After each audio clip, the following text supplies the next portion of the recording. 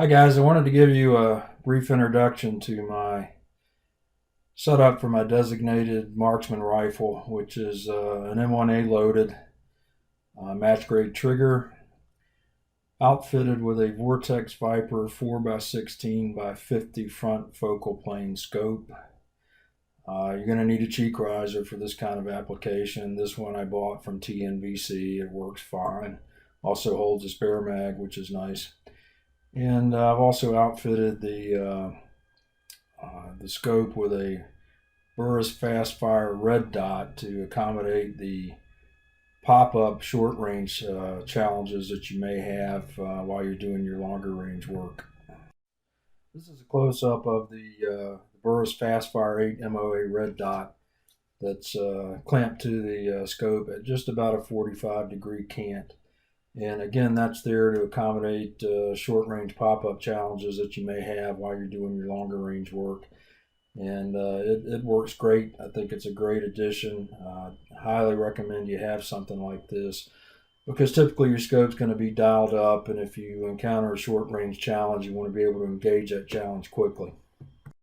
Here's a close-up of the mount I use, which is a Sadlac mount. Very solid, very stable. Highly recommended. Couple lessons learned for you though. The bolt that you see right in the middle of the picture that threads into the receiver, very easy to strip the threads off that bolt. I'm speaking from experience here. I had to get a second bolt from Sadlac. The other thing you need to remember is that rail is not a standard mil-spec pick rail. So if you buy something like a LaRue lever mount, it's not going to fit. So you need to be aware of that. The rings are Burris Tactical rings. They work great.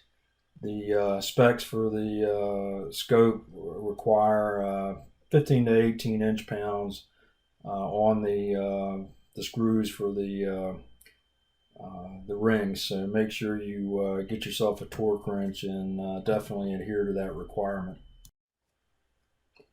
I had one issue with the Vortex scope I want to make you aware of. The reticle was canted slightly clockwise when I mounted the scope and got it all leveled up. And of course, when you pay that much money for a scope, that's not acceptable. So I sent it back to Vortex, and I had always heard that their warranty service was excellent. I found that to be true. No questions asked. They fixed the scope. They returned it to me. I put a couple hundred rounds through the rifle since the repair, and everything appears to be holding up fine. I would consider that Vortex scope, by the way, to be very high value.